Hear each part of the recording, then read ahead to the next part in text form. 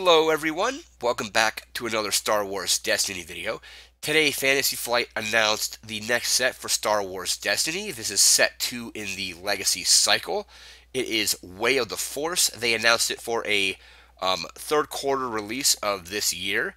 So I'm hoping sometime in early July we get the release of Way of the Force. And Legacies came out, officially released in February of this year. So a release in July would basically be the same amount of time between Awakenings and Spirit of Rebellion. It was about 6 months, maybe a little bit less, maybe. Um, and we got a bunch of really cool card spoilers. This is the mock-up of the packaging. So we have Luke Skywalker on the box as well as the package, or the individual booster packs, as well as Snoke. So you don't know if Snoke's going to be a character, or that's like art from like another support or upgrade. We assumed Boba Fett was going to be in Empire at War based on the art on the box, and it was just for the Fearless upgrade. It'd be cool if we got Snoke as well. We're going to move into the cards. We got some really cool cards here, some iconic characters, some interesting combinations, and some really cool abilities. So we're just going to dive right into the spoilers. We have some characters to talk about, upgrades, events, and so on. There'll be a link to the article in the description below, and we're just going to dive right into the cards. We'll be right back with the first card. So first up, we have General Grievous, fearsome cyborg, red villain legendary character, 13 health, so 3 more health than the original Grievous. The original Grievous had pretty high damage sides, even though one of them was resource costed. Problem with Grievous, though, was his 10 health meant that he got targeted first and went down fairly fast. But now we have a 13 health Grievous. It's either going to be 15 or 20. And here he has 1 melee, 2 melee, 3 melee, 2 disrupt, a resource, and a blank. And ignore all play restrictions on weapons played on this character. He can have 1 additional upgrade. So normally you can only have 3 upgrades per character. Grievous will be able to hold 4 upgrades, which is fairly thematic because he has 4 arms. He can, swing 4 lightsabers. He also has a power action. If 4 of this character's weapon dice are in your pool, deal 4 damage to a character. So you can roll him out, and if he has 4 dice in the pool, you can power action, deal 4 damage. Something like Tactical Mastery could be used here. So you can do Tactical Mastery, roll Grievous, and immediately power action to do 4 damage right away before your opponents can mitigate your dice. So really high health. I think the point cost here is really fair, 1520. He's got 3 damage sides, an amazing power action if you're able to get 4 weapons on him. 2 disrupt, a resource. If you play him with a yellow character, you can use bait and switch him right into his 3 melee side. He ignores all play restrictions on weapons. So if you pair him with a blue character, you can throw Maul's lightsaber on him, which just sounds absolutely terrifying. And then you can then power action that saber out, and so on. So 13 health. We'll be able to pair him. It looks like with possibly a single Magna Guard. It looks like you're not going to be able to get 2 Magna Guards on him, or even 2 Magna Guards on the original Awakening Grievous. But just looking at this card here, he has an insane amount of health. I believe this health brings him, ties him with Awakening's Vader, with of course Palpatine from Spirit of Rebellion having the most. And the ability to have just 4 weapons on him at once is really cool, really thematic, and then tying that power action into that ability is really cool as well. So that is General Grievous, fearsome cyborg. We're going to move into our next card. We'll be right back. And next up, we have Furious Assault, red villain event, 2 resources. Spot 2 red characters or General Grievous to roll all weapon dice on one of your characters into your pool. First off, this is a new ability that they're, or a new mechanic they're putting in with this set, where it looks like specific characters can be spotted to play certain cards. So you can spot 2 if you have, let's say, 2 Magna Guards or 2 of any other red characters. You can spot 2 of them to play the card, and then roll all their weapons on one of them into the pool. Or you can just spot General Grievous. The article also states that you can use this card with the Awakening's General Grievous as well. So there's another card that we'll get to later in the video that mentions Grievous, and the article also states in that one you can use the old Grievous also. So 2 resources, roll in all the weapon dice. This card is incredibly terrifying, especially with stuff like Maul Saber out there and things like that. So with Maul Saber, this, and then the power action, you're looking at least 3 activations of that weapon in a round, potentially. So you can roll the character in, resolve Maul Saber, use the power action if there's no shields, roll it in again, resolve it, and then pay 2, spot either 2 red characters or spot Grievous, and roll that die in again. This could be really strong in 1-turn kill decks possibly, where you're basically, let's say, you have Price of Failure and Leadership.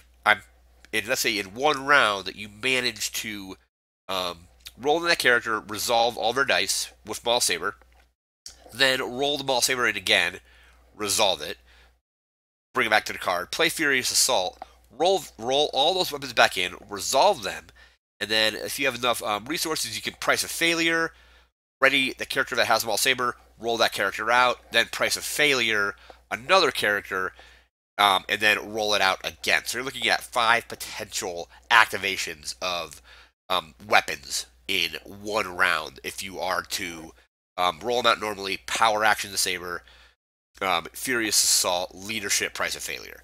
So this looks like it could be potentially very, very scary in those kind of decks. But really interesting card. I like that they're doing this new mechanic where you can spot specific characters to do things in the game. So that's Furious Assault. We're going to move into our next card. And next up, we have General Grievous's Wheel Bike. 3 cost, red villain support vehicle. 1 range damage, 2 melee damage, plus 3 melee damage. Disrupt, discard, blank. As in a power action, you can spend 1 resource or spot General Grievous to ready this support. So you roll it out, resolve it, and then pay a resource to ready it. Or again, like Furious Assault, if you have General Grievous, either the new Grievous or the old Grievous, you can spot either of them to ready the support. Not sure how I feel about this support particularly. It has 3 damage sides, so a 1, a 2, and a +3 a modifier. It costs 3 and it has kind of an interesting power action, especially if you're running Grievous. Because if you're building this deck, a deck with Grievous, you can put this in there and basically just get to ready it at least once a round just by having Grievous on your team.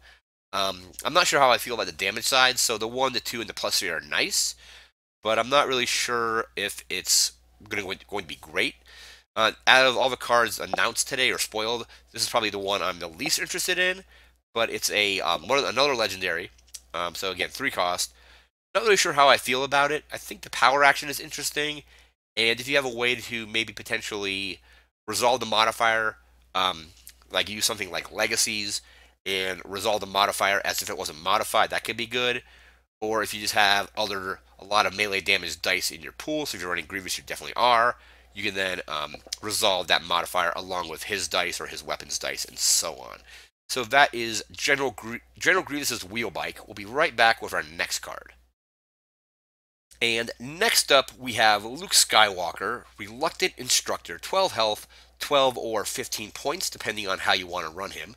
1 focus, 1 shield, 2 shields, 2 shields, resource blank, and the really cool thing with him is this ability. You may resolve the shield sides on this die as if they were melee damage. So his shield sides have 2 uses. They can give you shields, obviously, or you can resolve them as melee. And a power action, move a blue ability from this character to another blue character. So if you have him paired up with Rey, for example, can power action, move an ability off of him onto Rey. Let's say Luke's almost about to be defeated. You can power action, move that ability onto Rey or one of your other blue characters, and when Luke gets defeated, he won't lose that ability. And then if you got something like Funeral Pyre out, you can also use that to move those abilities around. So this ability is really cool with the shield. So the thing I like about it is, if with just his character dice, let's say you roll out the 1 shield and the 2 shields. You can resolve that as 3 melee. You can get shields out of it. But it also means your opponents won't be able to play any mitigation cards that target dice that show damage. So if you have let's say your opponent plays an event, let's say they play the Forces with Me, which is remove a die showing range damage or indirect damage, you won't be able to use that on Luke because his dice technically are showing shields. Even though you're able to resolve them as melee, they are not showing melee. So you compare Luke with somebody like Yoda, and both Luke and Yoda have no damage sides directly on their dice. So both of all their character dice will be unmitigatable with cards that target just damage. Now the dice can still be removed with something like electroshock or just something that says remove a die. You can do that still. But a lot of mitigation now is targeting certain types of damage and things like that. So those won't be able to be mitigated if you're showing shields and like focuses or other symbols. So again, 12 health is pretty good. Same health as his the original Jedi Knight Luke Skywalker from Awakenings, and lower points as well. So he's 12, 15. So you compare him with an elite Yoda. You compare him with quite a few characters with him only being 15 as well. And also, one thing I like is Luke's dice are immune essentially to block, to dodge, to defend, dive, and all those cards that just target damage. So that is Luke Skywalker, Reluctant Instructor. Really interesting kind of like support character because he can also focus, and then he can shield up his partners, shield up himself, or just use those shields to do damage. So that is Luke Skywalker. We're going to move into our next card, and I really love the art on this version of Luke from the Last Jedi. But on to the next card. We'll be right back with that. And next up, we have Formidable. 2 resources. Yellow Villain Upgrade Ability, Legendary. 2 melee, 1 shield, 2 shield, 2 specials, and a blank. And the special is deal 1 damage to an opponent's character. If that damage was not blocked, you may move an equipment or weapon from that character to another one of that opponent's characters. So you do 1 damage, you move a card off of that character onto another one of their characters. This is like a really cool kind of control upgrade for villain, which is interesting. So you're doing damage, you're then moving that thing off. Let's say you have a character that's about to be defeated, and you have a character that's at really high health, almost maybe even full health. And let's say they have a really expensive, really powerful upgrade on there that you don't want to deal with. That you don't want to spend resources like with something like Vandalize to get rid of it. Let's say it costs 4 resources, so you have to remove 4 dice. So let's say you roll the special on this, you do the damage, you then move that upgrade onto a character that has very low health. Then defeat that other character that was, like, let's say it has 10 health and has 9 damage showing. You do 1 additional damage there, and then that upgrade that they put on that character that they were hoping to finish the game out with, they lost that upgrade, the other character got defeated, now that upgrade has been discarded. That's a really interesting way to basically just get a really powerful upgrade out of the game, especially if you're doing special training. So you can have the special showing on this, and another special saying like deal a certain number of damage to a character. So you Formidable special, deal the 1, move the upgrade off to a character that's almost defeated, then use the other special to finish that character off. So you got 3 damage sides here, and we also have 2 shield sides. It only costs 2 resources, so it's really affordable and has a really interesting, I think, like game-changing special ability, which being able to move those things around and potentially have them almost waste a lot of upgrades on a resource, or waste a lot of resources on an upgrade, and then have that upgrade potentially go away due to Formidable. So if that's Formidable, we're going to move into our next card. Next up, we have Underhanded Tactics, Yellow Villain Upgrade Ability, 1 resource, +1 range damage, +1 range damage, discard 2 specials and a blank. Special is deal 1 indirect damage to an opponent. You may resolve another 1 of your dice.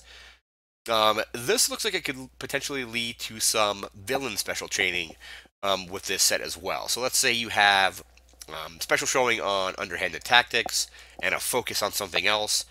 So you can use a special on Underhanded Tactics. Underhanded Tactics, you deal 1 indirect. You then use that other die focusing into a special.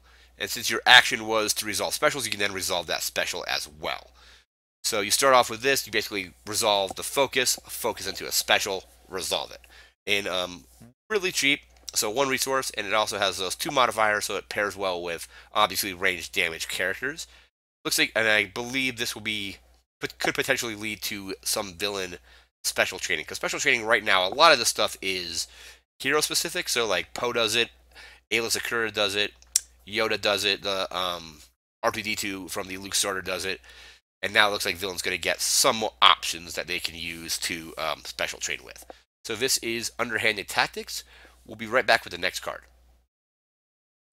Next up, we have Luke Skywalker's Lightning Rod. Two resources, unique blue upgrade equipment. One melee damage, two melee damage, shield, resource, and blank. While this upgrade is attached to Luke Skywalker, you may resolve the melee damage sides on this die as if they were shields.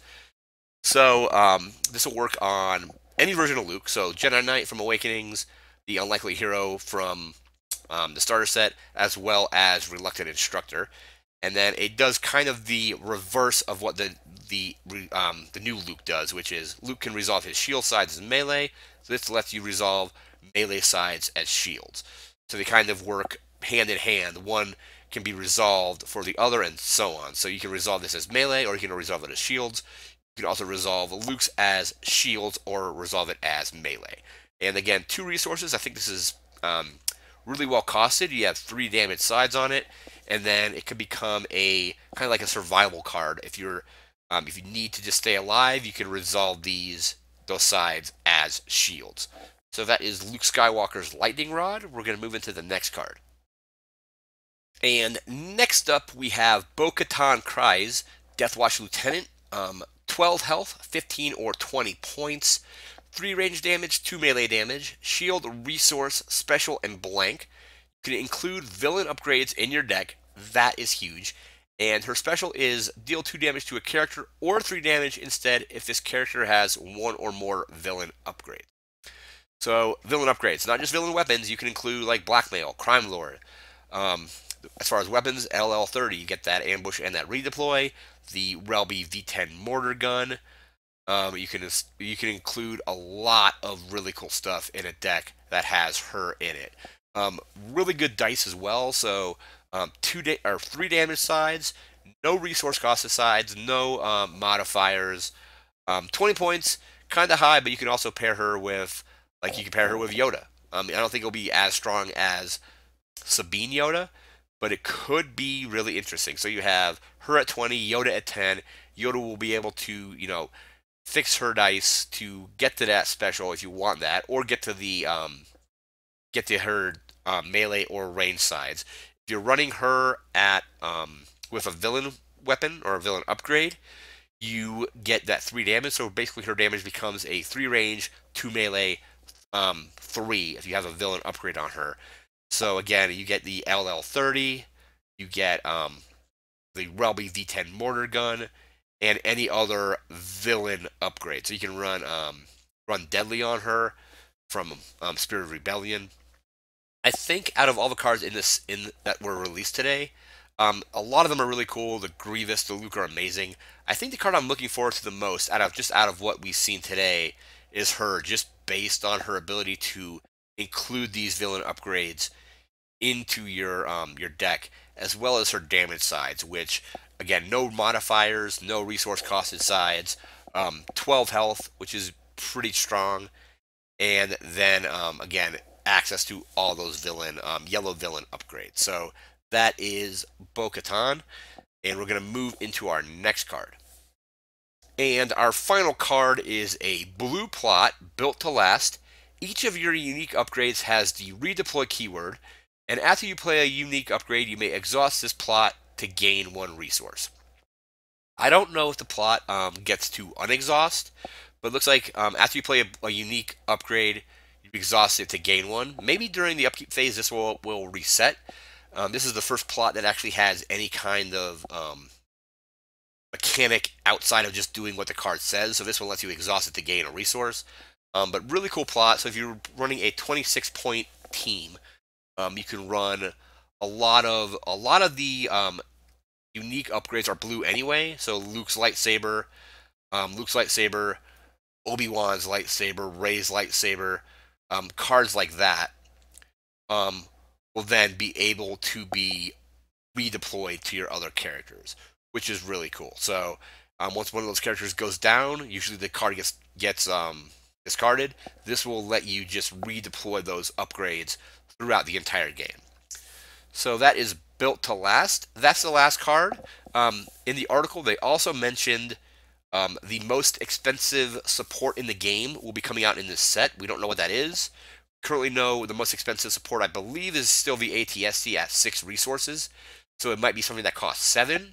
People have been speculating that it could be an AT-AT Walker or an AT-AT. And there's also going to be a rare battlefield that actually has a die that goes along with it.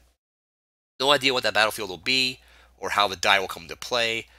If you bring that, since if it's your die, maybe it will be something like claim the battlefield, roll this die.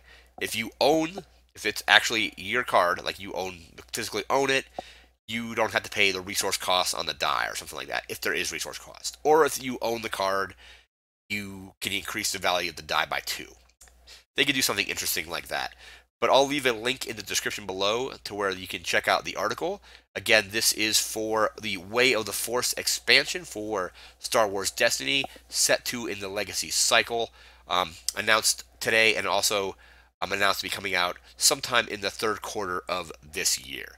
And as more and more cards are revealed, I'll do more and more videos. This is my favorite time of year when we get an announcement of a new set, and then slowly but surely we get more and more card spoilers from Fantasy Flight. So that's going to do it for this video. Remember to like, comment, share, and subscribe, and we'll see you next time. Thanks again for watching, and take care.